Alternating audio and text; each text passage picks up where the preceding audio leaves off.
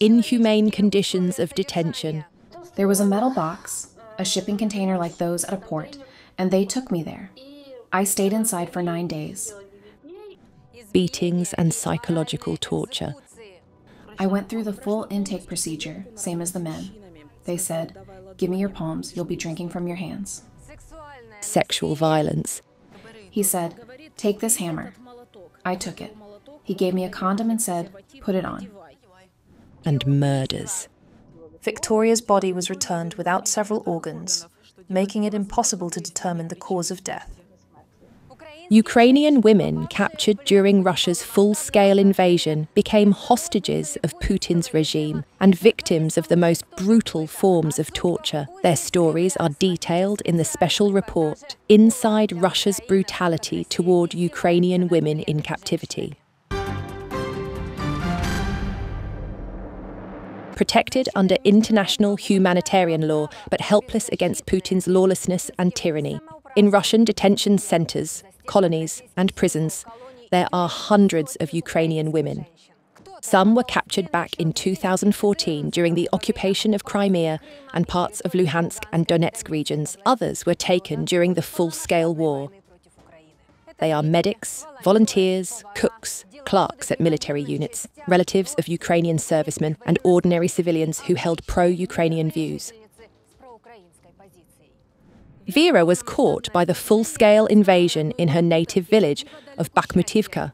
On February 26, 2022, columns of Russian vehicles passed through. We had no information about anything because there was no electricity.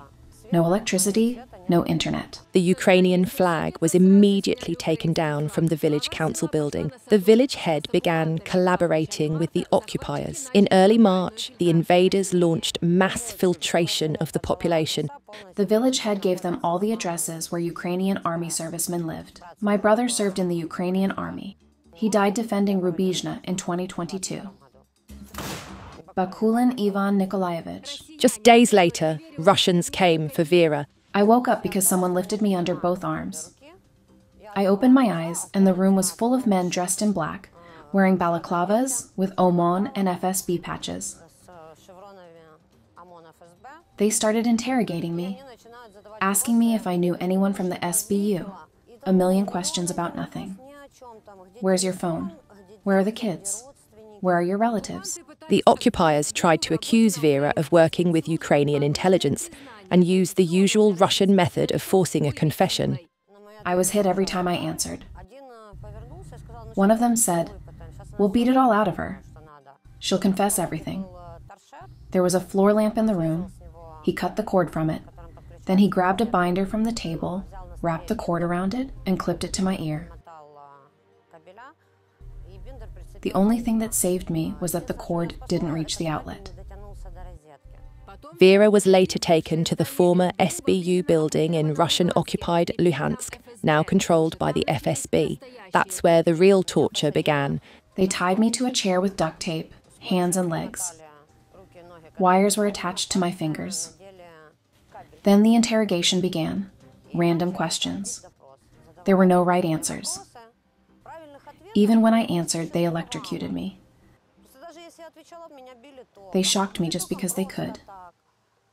I think they enjoyed it. After the interrogation, the occupiers took Vera to an investigator. The list of charges shocked her. Treason, espionage, attempted murder, smuggling of explosives, possession and use of explosives on the territory of the Russian Federation. They told me to sign the interrogation protocol. The only thing I wrote was that I did not admit guilt. I did sign it, but I didn't admit guilt. Next came a temporary detention facility and humiliation in solitary confinement. They took off my jewelry and carried it away. One of them stood there and said, "Do you trust me to deliver this to the investigator?" I said, "If I say no, nothing will change anyway." Then they took me for a body search. They said, "Strip."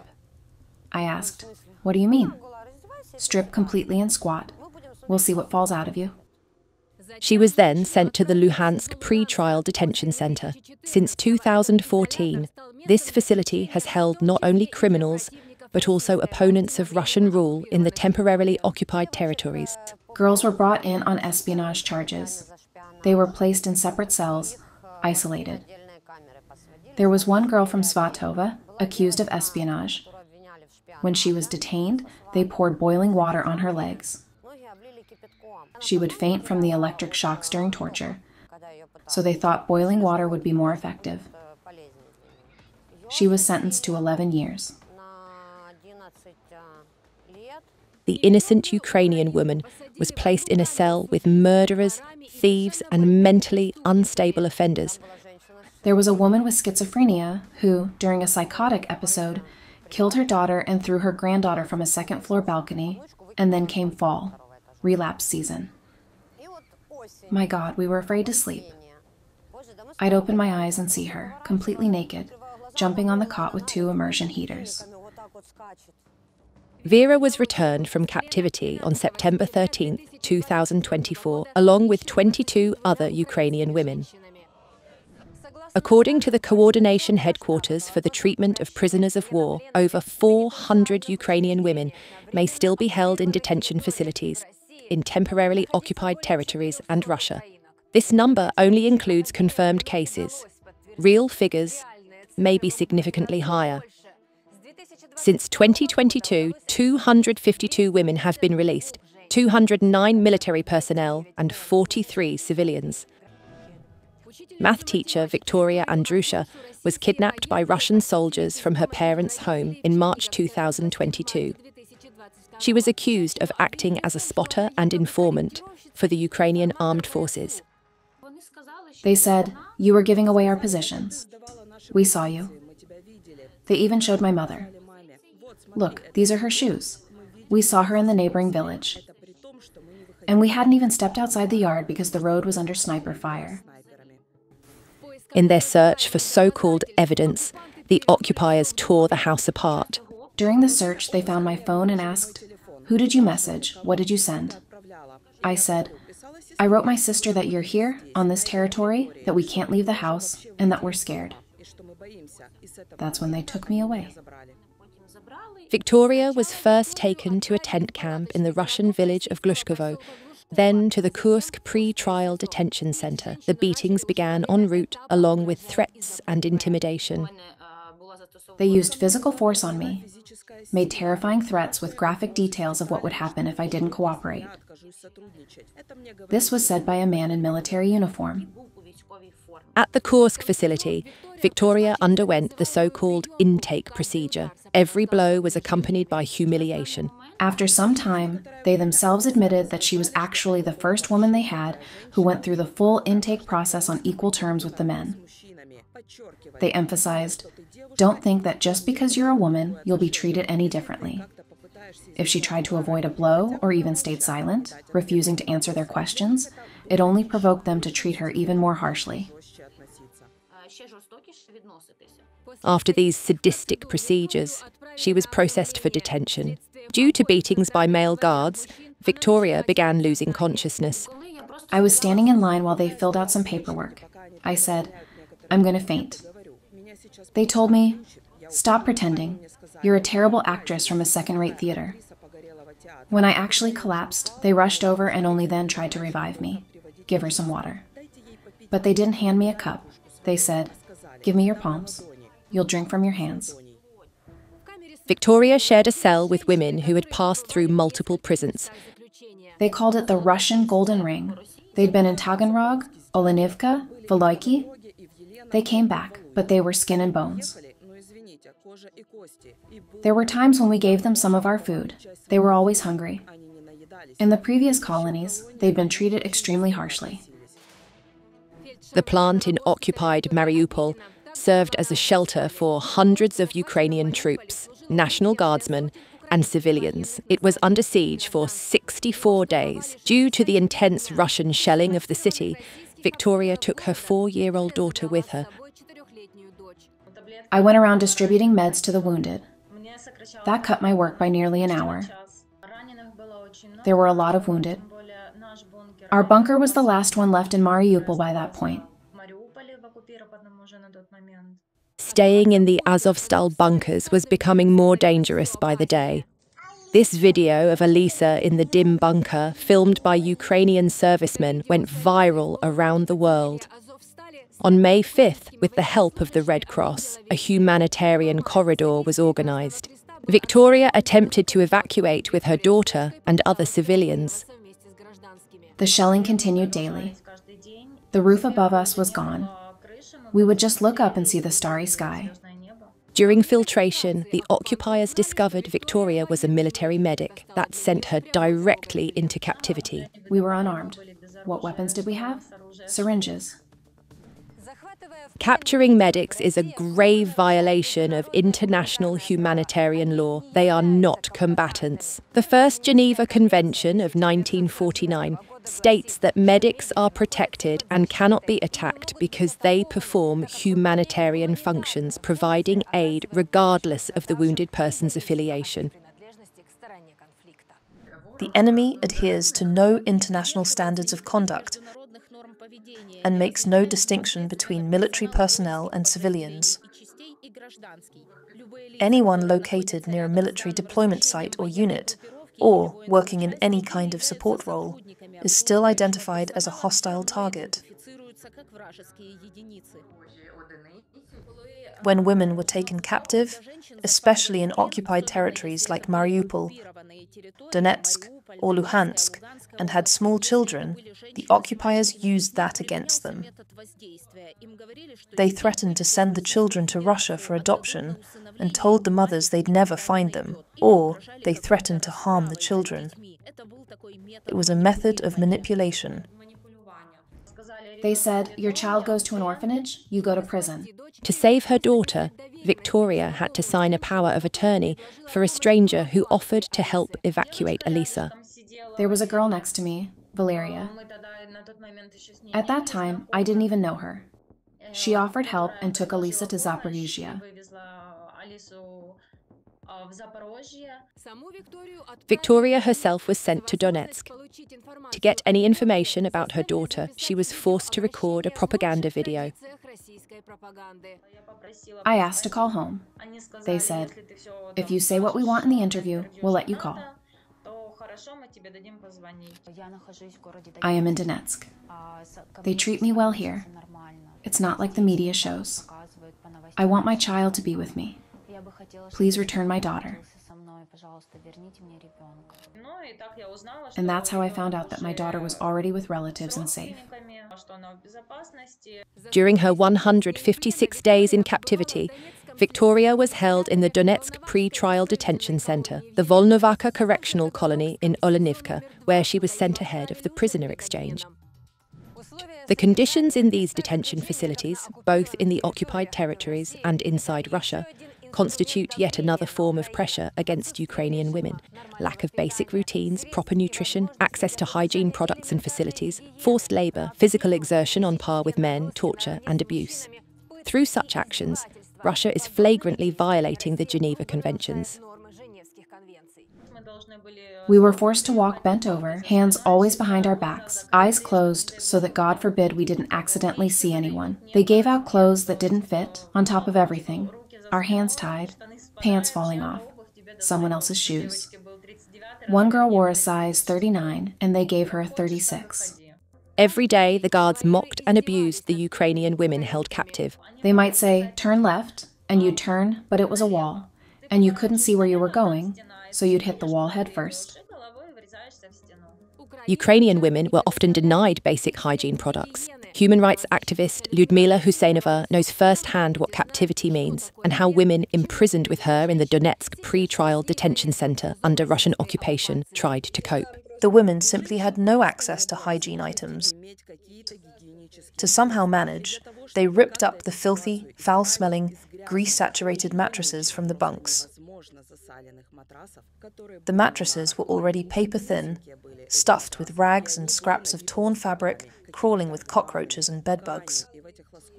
They would pull out those rags and use them as makeshift sanitary pads. Due to constant stress, malnutrition, and unsanitary conditions, Ukrainian women in captivity began experiencing hormonal imbalances and gynecological problems. Some women tore up their t-shirts or undergarments to use as pads. But eventually, their periods stopped altogether due to stress and lack of proper nutrition. One woman even thought she was pregnant. Her breasts and stomach started changing shape due to stress. She noticed it. Some of the staff noticed it too. It turned out to be a case of false pregnancy triggered by stress. The denial of medical care is not just a form of abuse. It is a war crime. Russia holds particular contempt for Ukrainian journalists. Victoria Roshchina was tortured in the Taganrog pre-trial detention center. In the summer of 2023, she travelled to the occupied territories to investigate the locations where abducted Ukrainians were being held. Then, she disappeared. She tried to uncover what was happening to Ukrainian citizens under occupation, particularly in places of illegal detention. More specifically, she was investigating the fate of Zaporizhia nuclear power plant workers who had gone missing. She went to Energodar, and that's where she was detained. For a long time, Russia denied Victoria's presence in the Taganrog detention center. A year and a half after her disappearance, they returned only her body. Without certain organs, making it nearly impossible to determine the cause of death. The body had undergone various transformational processes, but we clearly saw signs of torture. Yanina Kornienko was Victoria's colleague. Together with other Ukrainian investigative journalists and with support from Reporters Without Borders, she produced a documentary to uncover what happened to Roshchina after her abduction. The most crucial evidence came from people who saw Victoria in Taganrog, especially her cellmates. They reported that she was hidden during inspections, moved between cells. She looked terrible. She had lost so much weight, down to 30 kilograms. Even the Russian officials visiting the facility couldn't help but notice. Taganrog is a place where confessions are extracted in order to justify sentencing. Any method is used if a person refuses to comply. In their investigation, journalists also spoke with other former prisoners of war who had passed through the Taganrog detention center. They confirmed that Ukrainian women were treated with exceptional cruelty there. I was deeply shaken by the story of a Ukrainian Marine, Inha Chekinda. She described horrific abuse, first of all, beatings. The lieutenant came into the cell, grabbed me by the hair, slammed me against the wall, and said, "Feet shoulder-width apart." Then he twisted my arms back. He stood behind me and asked, "What's wrong? You a tough nut?" Then he clapped both ears with his hands, hard. I felt like my brain was rattling like a child's toy.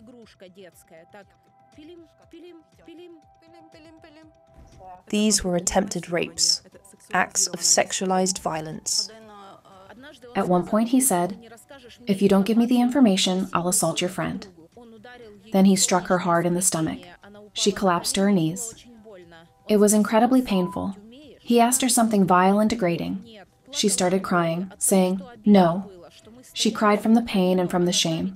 We had stood up for Ukraine, and now they were humiliating us like this. I said, "Let me do it instead."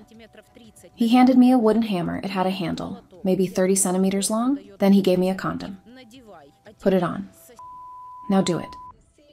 Violence. It doesn't matter whether it's Donetsk detention, Taganrog, isolation, or any other prison. This is their method. Breaking people, making them submit. They see everyone there as their slaves. This is just one example. In reality, many women return physically mutilated. There are documented testimonies, even from former detention staff now abroad. In interviews with foreign media, they said they were ordered not to hold back in dealing with Ukrainian prisoners. Tetiana from Melitopol survived threats of sexual violence. She and her boyfriend were taken captive by Russian troops for posting Ukrainian leaflets in an already occupied city. We got caught by accident. A car pulled up. They immediately started checking my boyfriend's backpack. Found the leaflets, threw him to the ground and into the trunk. I was shoved into the back seat. Then they took us to the local police station. The Russians interrogated them about ties to the Ukrainian armed forces and their attitude toward the occupying authorities. They checked our belongings, our phones, looked through messages, any pro-Ukrainian music, photos, everything. After about 2 to 2.5 hours, they took me to the courtyard. There was a metal box, like a port container. They put me inside. It was pitch black. No light bulbs, no windows. I sat there for 9 days. In the container, FSB officers interrogated Tetyana. After some time, she was transported to an unknown location. They put a bag over my head, shoved me into a car, and drove off. I was led upstairs, over thresholds, into a cell, still with the bag over my head. They stood me facing the wall, hands to the wall. I felt like I was about to be executed. I started trembling. I was in shock. Later, Tatyana realized she was being held in a temporary detention center at the Melitopol police station, which had been taken over by occupying forces. After another interrogation, this time recorded and spliced for Russian propagandists, she was deported from the city. The order was to get rid of me because I was interfering with their authority. A lot of people were deported. They told me to head in the direction of Zaporizhia. I started walking. A passenger car pulled up with a huge Z on it. They drove me to the next checkpoint. But they decided to mock her one last time. They said, "Let's go into the grove for some privacy." They laughed at me and drove off. This is a method of warfare, breaking down resistance, both among prisoners of war and the civilian population. It's not about satisfying physiological needs. It's about domination. And it affects women of all ages, even very young girls. Violence against Ukrainian women in Russian captivity is not an isolated occurrence. The scale of torture is terrifying. And on top of that, the Kremlin hides data on the actual number of female prisoners, is reluctant to include them in exchange lists, or outright refuses to return them to Kyiv. With civilians, things are even more complicated. According to international humanitarian law, Russia should never have detained these people or imprisoned them. But there's another layer to this. Russia occupies the territory, imposes its own internal legislation, forces civilians to accept Russian passports, and then, recognizing them as Russian citizens, begins to prosecute them under domestic law. That makes the process of returning these people significantly more difficult. Every day in captivity causes psychological, emotional, and physical harm. The consequences of being held in Russian prisons and the trauma endured require long-term rehabilitation. All the girls, myself included, came back in a state of euphoria, at first just from being free again. During the first weeks, when they asked, "How are you feeling? What hurts?" I'd say, "Everything's fine." But then it hits you. You realize you're hurting. Your body starts to shut down because in captivity, you survive purely on willpower. After a week or two, the panic attacks start. Serious health problems follow. The first thing is gynecological issues. Then the kidneys, of course. Constant cold, dampness, hunger, pneumonia, severe weight loss. Every single one of our prisoners of war and civilian hostages loses at least 10, 20, sometimes 30 kilograms. We only had cold rations. That's it. So obviously nothing good came of it for my stomach. I was in rehab taking medication prescribed by a psychiatrist. The effects will stay with me for the rest of my life. I remember everything, every date, every event. Rehabilitation took about 3 months. We were given all kinds of help, medical care, rest, document recovery, because when we were released, we didn't get back our passports, driver's licenses, nothing. The unlawful detention and inhumane conditions faced by Ukrainian prisoners of war, including women, have been condemned by numerous human rights organizations. Amnesty International has compiled reports detailing torture, sexual violence, and other human rights violations. These have already been submitted for review by the International Criminal Court. They must be held fully accountable at the international level. And it's not just Putin who's guilty, it's the hundreds of thousands of Russians who came to kill, torture, rape, and destroy us just for being who we are. Russia breaks and kills even those who pose no threat, unarmed, defenseless people entirely at the mercy of prison guards, camp supervisors, and torturers. Today, detention facilities in the Russian Federation and in temporarily occupied territories are a modern-day gulag for Ukrainian women, where abuse and degradation, physical, psychological, and sexual, have become the norm. This is a system operated and endorsed by the Russian state. War crimes and crimes against humanity, personally sanctioned by Putin, which will be punished. Ola Mihaliuk, Special Report.